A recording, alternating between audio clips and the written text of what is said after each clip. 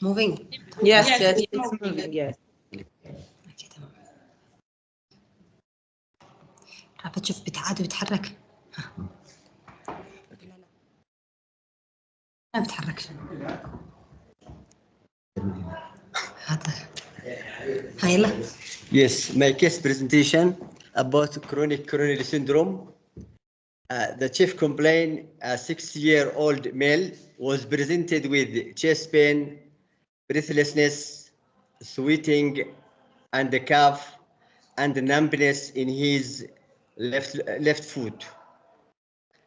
The family history showed that his father and mother both were diabetes mellitus and suffered with coronary arterial disease, and the father had died with coronary arterial disease. Personal history and social history. He is professionally a car driver with usually habit of smoking periodically about 5 to 8 cigarettes per day since 10 years. He regularly eats meat, seafoods, and pickles. Past medical history, he had previous medical history of type 2 diabetes mellitus and hypertension.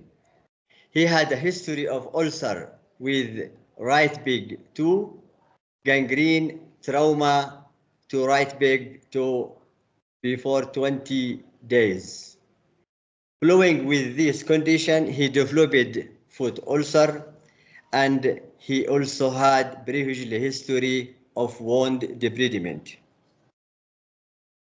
Past medical history, he takes drugs of anti-diabetics medication, anti-hyperlipidemic drugs, antihypertensive agents, diuretics, neuropathic drugs, antibiotics, antiplatelets, and protein pump inhibitors. The general examination report, the patient is conscienceless, oriented, and afebrile with heart rate 80 per minute.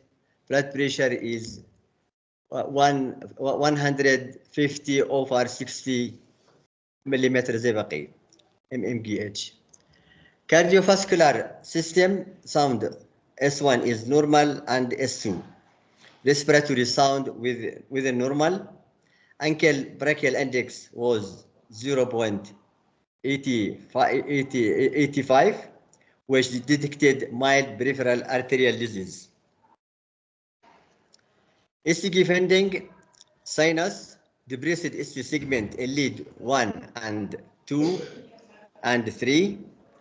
Echo confirmed the presence coronary arterial disease, moderate left systolic function, mild dilated, ejection fraction 38%.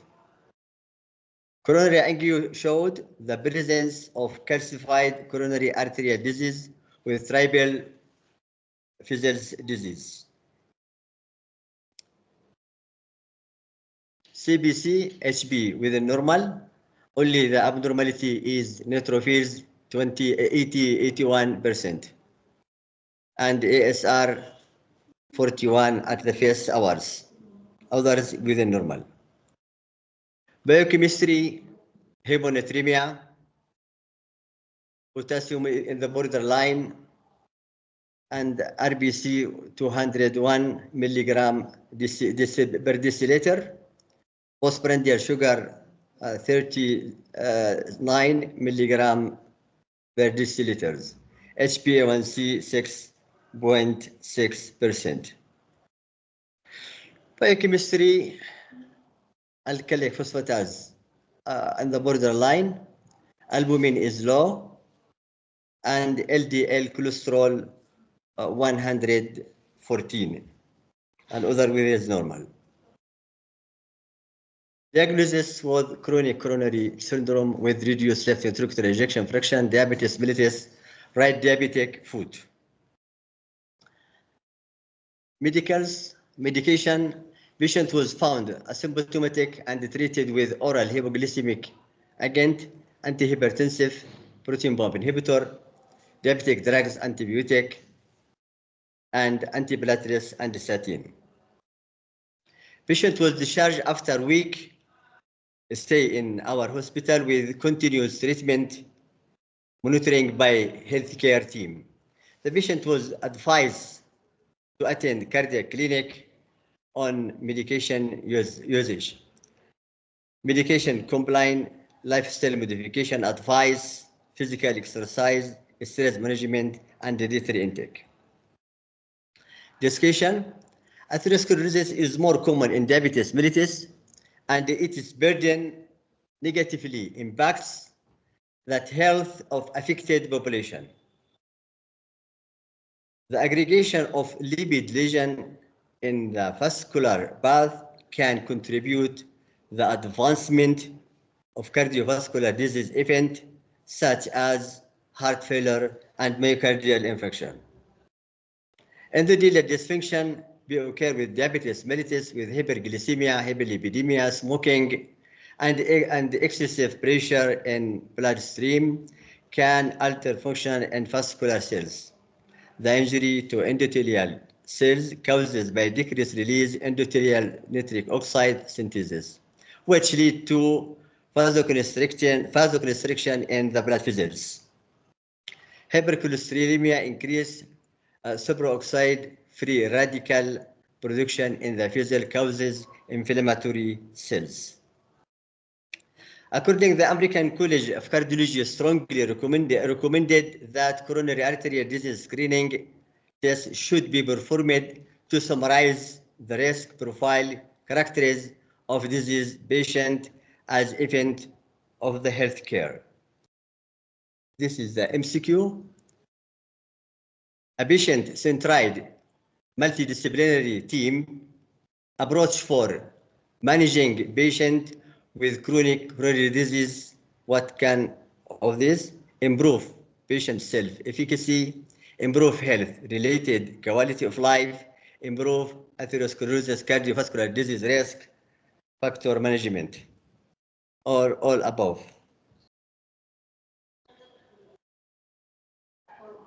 All above. The answer D, all the above. According to the RCT and the systemic review with meta-analysis show that is patient-centered multidisciplinary team-based approach can achieve this improvement compared with usual care in patients with chronic coronary disease who also may have hypertension, diabetes, or hyperlipidemia. The second, in assessing patient with chronic coronary disease, patient reported disease-specific health status is used. Number one, quantify the burden of chronic coronary disease symptom and avoid under or over treating. Measure how the patient angina affects quality of life or improve quality of care outcome, or all above.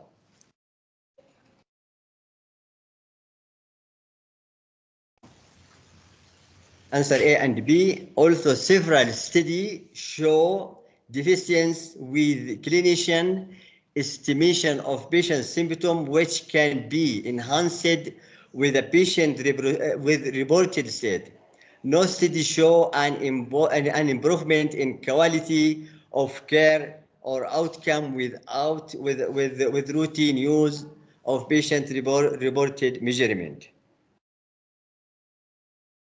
Match the recommended antiplatelets anticoagulant agent for the clinical circumstance in patients with chronic coronary arterial disease. Previous MI, but no history of stroke, transischemic attack, or intracranial hemorrhage as addition to aspirin. Chose B2Y12 inhibitor, monotherapy, or rivaroxaban or forabaxam. Thorobaxar. The second, in select patients treated with BCI and drug-eluting stent who have complete a 1 to 3 month course of debit.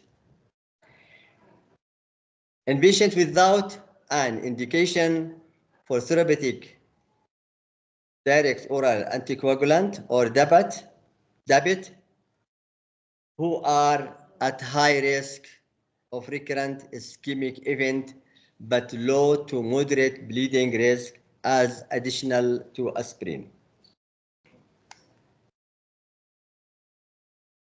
In patients with chronic coronary disease and the previous MI without history of stroke and TIA or intracranial hemorrhage, Thorobaxar may be added to aspirin therapy to reduce risk of major advanced cardiac event.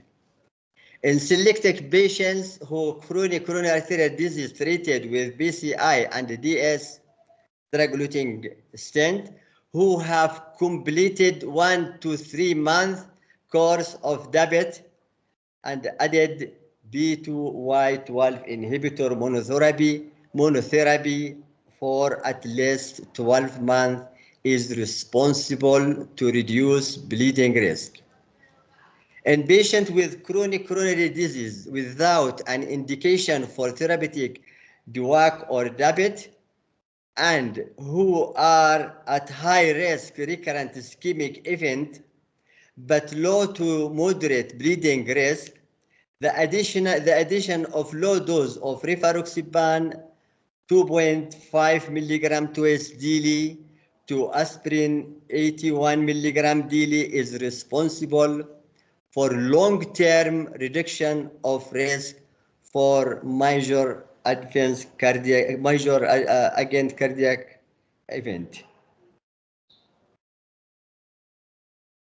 According to this guideline, this is what was explained in my college before, how to with BCI and NOAC and the another questions number 4, select the clinical circumstance in patients with chronic coronary disease appropriate for beta blockers treatment to reduce risk for myocardial cardiac event, major myocardial effects, adverse cardiac event, major adverse cardiac event. Number 1, without previous MI or left ventricular ejection fraction less than 85 or equal. Number 2, with left ventricular ejection fraction less than 80% or equal, with left ventricular ejection fraction equal or less than 40 with or without previous MI.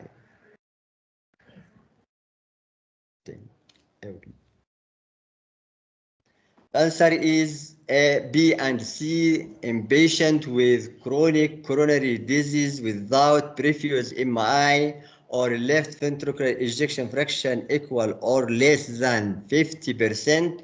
The use of beta blocker therapy is not beneficial in reducing major adverse cardiac event in the absence of another primary indication for beta blocker therapy. And this is the guideline for American Heart Association and American Cardiology about using beta blockers.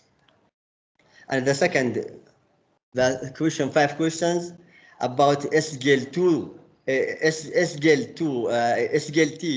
inhibitor is indicated in treatment of chronic coronary disease and heart failure with ejection fraction equal or less than 40 if there is comorbid diabetes. False, because SGLT2 inhibitor is indicated in treatment chronic coronary disease and heart failure with ejection fraction equal to 40 regardless of presence of comorbidity. كان موجود أو غير موجود يعني. Number 6, when evidence on an optimal choice is unclear, a clinician should tell patient what diagnostic and the treatment strategy should be followed. False.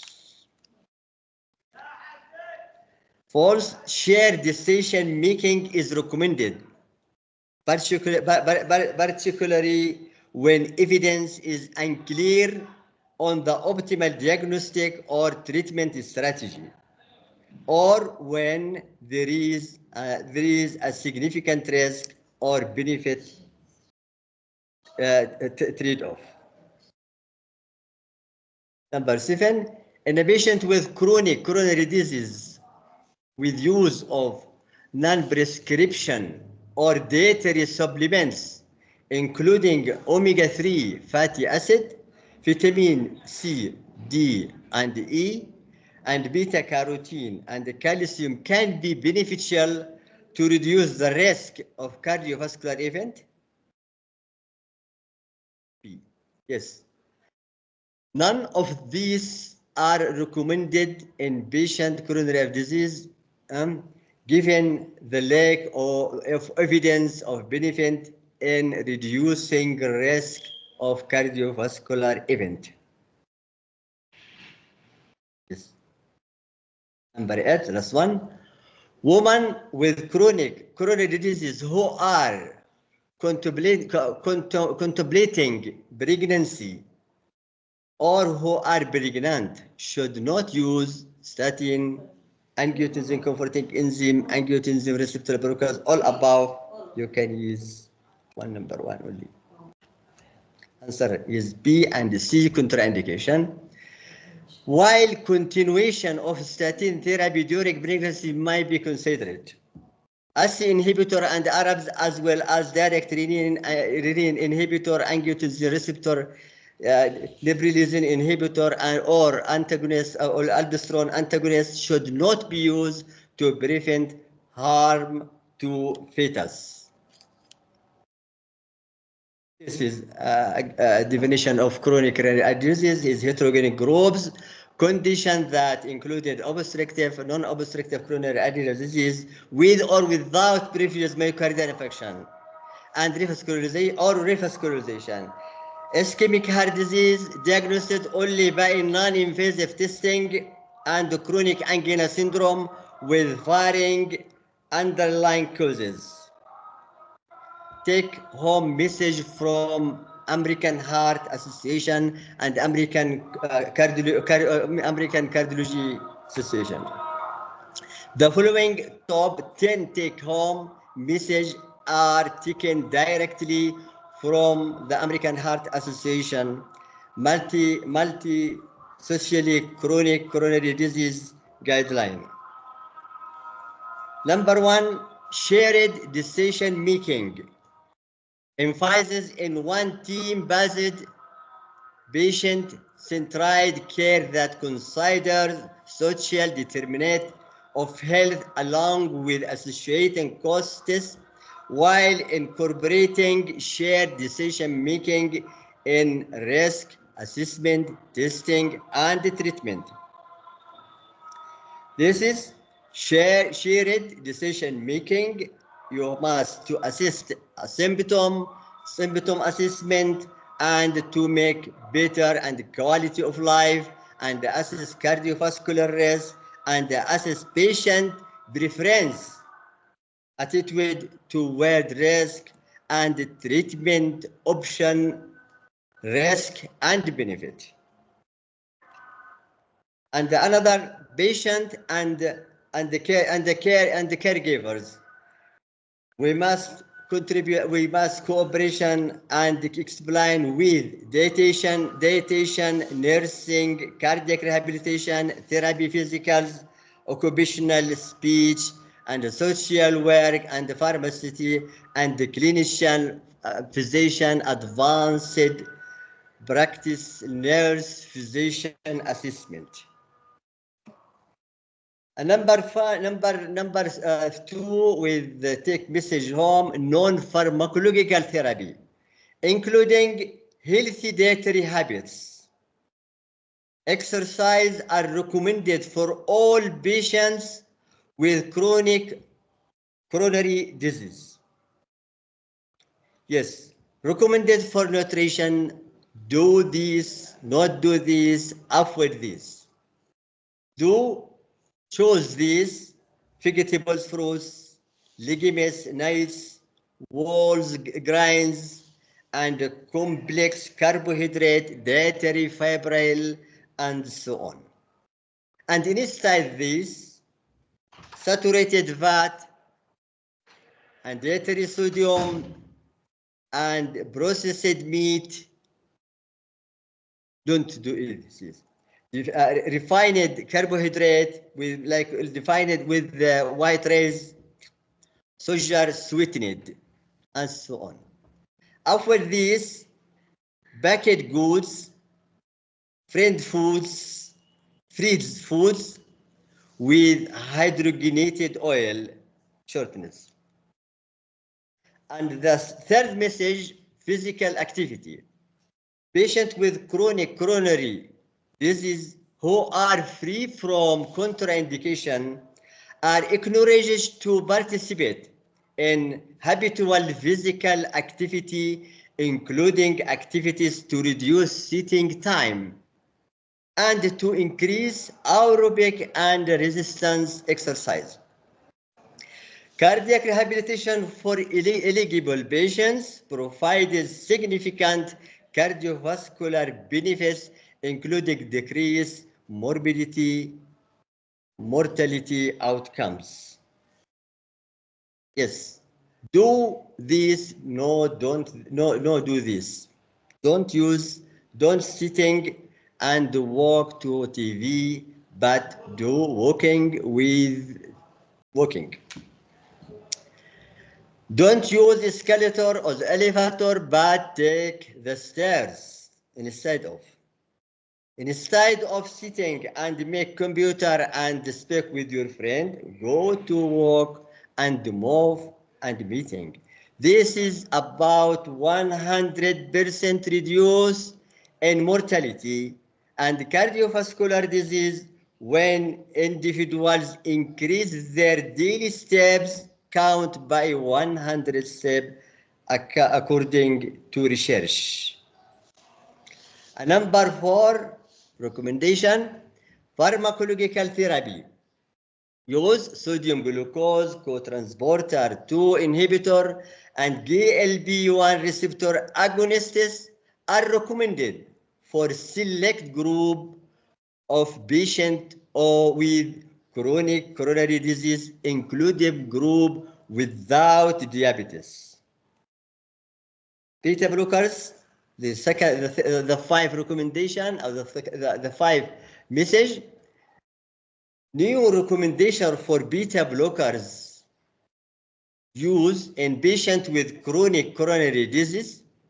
Number 1, long-term beta blocker therapy is not recommended to improve outcomes in patients with chronic coronary disease in the absence of myocardial infarction in the past year, or left ventricular ejection fraction equal or less than 50%, or another primary indication of beta blocker therapy. Number 2, either a calcium channel blockers or beta blockers is recommended as first-line anti-anginal therapy. Number 6, before message home, statin remain first-line therapy for lipids lowering in patients with chronic coronary disease. Several adjunctive therapy like ezetimibe, proprotein convertase subtilisin, bisquinine, inclisiran may be used in select population, although clinical outcomes data are unavailable for novel agents as inclisiran. This is the recommendation about patient with chronic coronary syndrome after health lifestyle. We make sure high intensity statin or high intensity and mixed statin.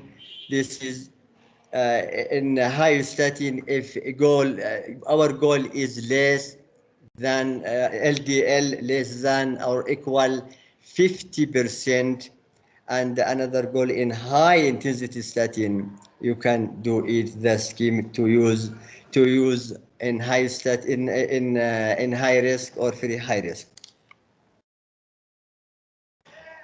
The 7 message home dual antiplatelet therapy. Shorter duration of dual antiplatelet therapy are safe and effective in many circumstances, particularly when the risk bleeding is high and the ischemic risk is low to moderate. The 8th message, the use non-prescription or dietary supplement, including fish oil and omega-3 fatty acid or vitamins, is not recommended in patients with chronic coronary disease, give the lack of benefit in reducing cardiovascular event.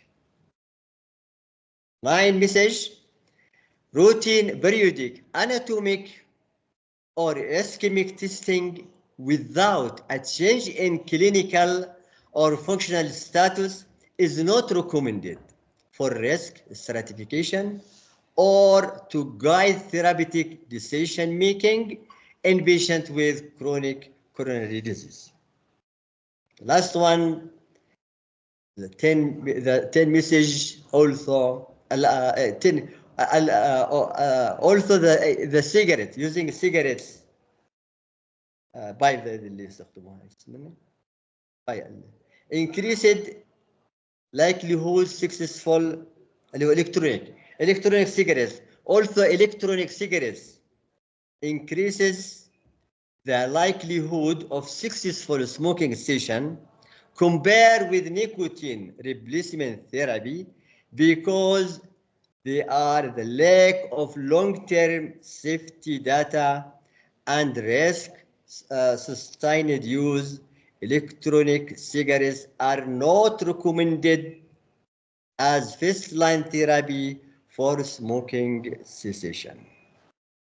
This is the reference. Thank you for attention. خارج.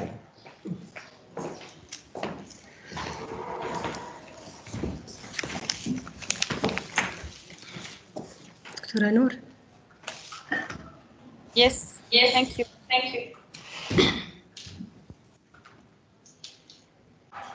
No, So case analysis من case analysis من case analysis ما فيش. Okay. Now solo you will do it. You will record your. Okay. So for Yemen, you have only one solo presentation. Okay.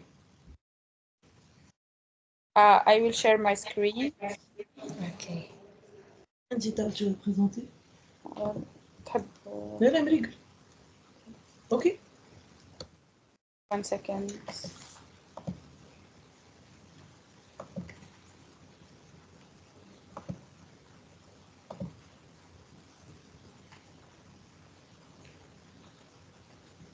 Do you see my screen?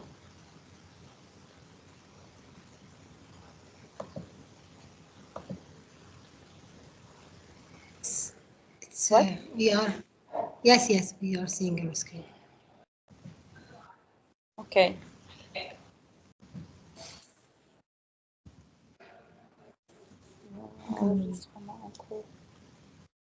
En cours.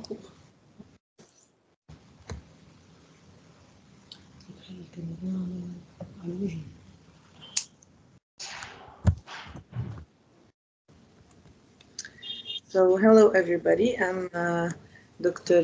Emna Kastouri from Tunisia. I will be presenting today. I'll be talking today in my presentation about the circadian rhythm and the cardiovascular drugs that we usually use.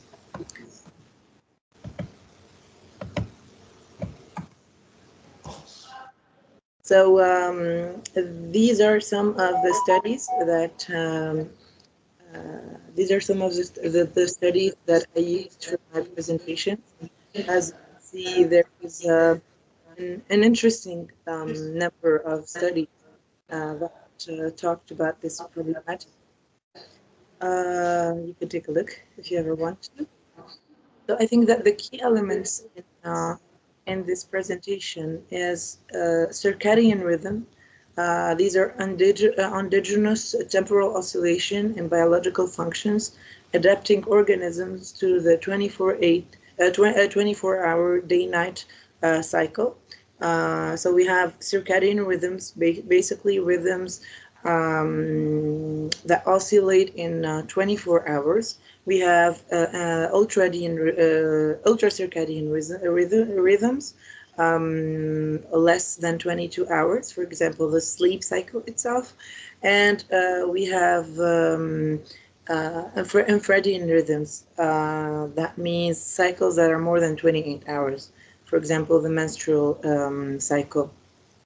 So the circadian rhythm is modulated by a molecular clock that codes for clock proteins, and this molecular clock is present in virtually all major organs, tissues, and cells of an organism, so the heart as well. And this is the interest of chronotherapy, where we try to synchronize our medical intervention to the circadian rhythm. This is also interesting since we have a 24-hour patterning of symptoms of medical conditions, for example, angina in the early morning, Brugada symptoms in the late night, and I put a little figure here that shows some of the peaks of symptoms of some medical and cardiac as well conditions. Okay. So we'll start with the statins. We are usually used to give the statins late at night or in the evening. This is true for most of the statins, not only because most of them have a short lifespan, but because our body makes most cholesterol at night. So it would be interesting to give statins at night or in the late evening. This is also true for aspirin. Studies have shown that ingestion at bedtime or late evening reduces the morning platelet reacting because there's usually a peak and an increase of COX-1 activity at awakening and of the most important three platelets surface markers, including GP2B3A, which is the final common pathway of platelet activation. This explains the morning peak of MACEs, major acute cardiac events, so adverse events. And as I said, there are a lot of studies that show that giving aspirin at night or in the evening would be interesting to reduce acute coronary syndromes, myocardial infarctions, and strokes. When it comes to blood pressure also exhibits a circadian rhythm with low values. I don't know if you can see my pointer, but low values during the night, during sleep, that rapidly rise after the awakening and then get to a stable level. We've had a lot of studies regarding the chronotherapy, like HOPE study for ramipril, giving ramipril at bedtime, or Europa study for perindopril, sister study, and they showed that there are better results controlling the blood pressure when we give ACE inhibitors or ARBs at bedtime. This is mainly due to the activation of renin-angiotensin system at night. So these are most of the molecules that got tested. It still doesn't show in the recommendations so far. We don't have in the guidelines so far that we should put ACE inhibitors or ARBs at night at bedtime, because there has been some questions about the trials design. And it's interesting to mention that in most of the studies and the trials, there was a concomitant use of morning drugs to achieve a good blood pressure. So a good control of blood pressure wasn't only the result of giving these ACE inhibitors and ARBs at bedtime. Another interesting thing is for blood pressure controlling molecules, antihypertensive molecules that have a diuretic activity, like indapamide, chlortalidone, furosemide, etc., acetazolamide. And these should usually be given in the morning because of the diuretic activity. So we wouldn't like our patient to be frequently awakened by the urge to go to the restroom due to the diuretic activity. This is a little summary that I found interesting. Excuse me. So this is a little summary that I found interesting, and since the data are quite conflicting regarding especially ACE inhibitors or ARBs, some studies say that, as I said, they're better given at bedtime. Some say that the trials design are yet to discuss. For the aspirin, it reduces, as I said, the morning reactivity, reduces the risk for cardiac events. And it has a lower effect on reducing risk for cardiovascular events when it's given in the morning. The calcium channel blockers have shown to give a better effect on reducing blood pressure and to lower the morning surge of blood pressure when they are given at night. So I found this to be an interesting summary of what we said. When it comes to beta blockers and calcium channel inhibitors, the mostly tested beta blocker is propranolol. It has a faster time to peak in the studies, a faster time to peak when given at night, which could have an effect on lowering the morning surge of blood pressure and lowering the morning MACEs, the morning major acute cardiac events. That was all for me. Let me know what you think. Thank you for your attention. Thank you. Thank you, Dr.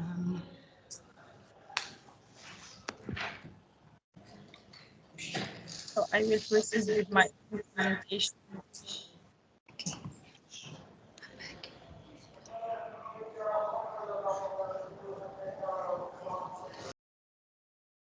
Do you see my screen?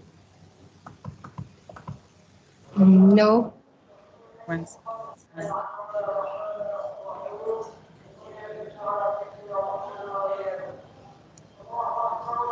Now we see it. Okay. So my presentation will be about side effects of statin, beta blockers, and calcium channel blockers. We'll start with statins. The most common side effect is liver toxicity. It increased transaminase, usually up to 3 common level. These increases are often intermittent and are not associated with manifestation of liver toxicity. Myalgias reflecting muscle toxicity detected by an increase in around 10% of statin-treated patients. Very rare occurrence of rhabdomyolysis with acute renal failure combination inhibiting statin catabolism with itraconazole, macrolides, cyclosporine, and fibrates. So according to the 2019 guidelines of the European Society, we should do a liver enzyme biology before treatment and once 8 to 12 weeks after starting a drug treatment or after dose increase, and routine control of ALAT therefore is not recommended during statin treatment unless symptoms suggesting liver disease involved, or during treatment with fibrate control of ALAT is still recommended. So what if liver enzymes become elevated in a person taking lipid-lowering drugs? If it's under 3 times, we should continue therapy and check liver enzymes in 4 to 6 weeks. If it's above 3 times, we should stop lipid-lowering therapy or reduce dose and recheck liver enzymes within 4 to 6 weeks. Cautious reintroduction of therapy may be considered after ALAT has returned to normal, and if ALAT remains elevated, check for the other reasons of elevation. So how often should we use CK measurement? Pre-treatment before statin therapy, and if baseline CK is above more than 4 times, do not start drug therapy and recheck. For monitoring, we have to do routine monitoring of CK in it's not necessary to do routine monitoring, and check CK if patient develop myalgia. We have to be alert regarding myopathy and CK elevation in patients at risk, such as elderly patient, those on concomitant interfering therapy, multiple medication, liver or renal disease, or athletes. So what if CK becomes elevated in a person taking lipid-lowering drugs? We should reevaluate indication for statin treatment, and if it's more than 4 times, we should stop treatment and check renal function and monitor CK every 2 weeks. If it is more than 10 times. But if it is above, if no symptoms, continue lipid therapy. If there is symptoms, we have to stop statin and monitor normalization for CK before re-challenge with a lower statin dose. What about diabetes? In which patient should HbA1c or blood glucose be checked? A regular check of HbA1c or glucose should be considered in patients at high risk of developing diabetes and on high dose statin treatment. Groups to be considered for glucose control are the elderly and patients with metabolic syndrome, obesity, or other signs of insulin resistance. What about beta blockers? The most common side effects of beta blockers are asthenia, fatigue, coldness of lower limbs, severe bradycardia, digestive disorders like diarrhea, nausea, vomiting, or disorder in intestinal transit. And it's less frequent if there is a cardioselectivity of beta blocker. Sexual impotence, insomnia, nightmare, especially for fat-soluble beta blockers, heart failure, blood pressure drops, and effect on lipid profile. It increased triglyceride and it decreased HDL cholesterol. What are the contraindications of beta blockers? Uncontrolled heart failure, atrioventricular block, bradycardia less than 50 beats per minute, asthma and history of severe asthma, chronic obstructive pulmonary disease, and severe depression. For relative contraindication, minor Raynaud's syndrome and diabetes, because it may mask signs of hypoglycemia. For calcium channel blockers, the consequence of peripheral vasodilation is hot flushes with facial flushing, headaches, dizziness, reflex palpitation, orthostatic hypotension, edema of the lower limbs, and less common nausea, gastric pain, asthenia, and gingivitis. For the bradycardic calcium channel blocker like verapamil and diltiazem, we have headache, dizziness, sinus bradycardia, hypotension, peripheral edema, atrioventricular block, and constipation or gastralgia for verapamil. And that's it. Thank you very much. If you have some question, or we should probably end the session.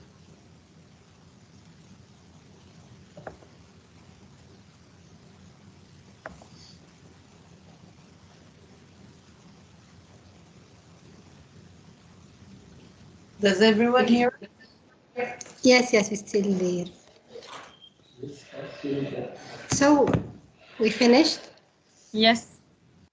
Okay. Let's inshallah meet at 9 p.m. Next week. No. And the other is next week. Oh, yes, the next week. Yes. The next week. ما فيش خلاص يلا تمام. باي باي. Bye bye.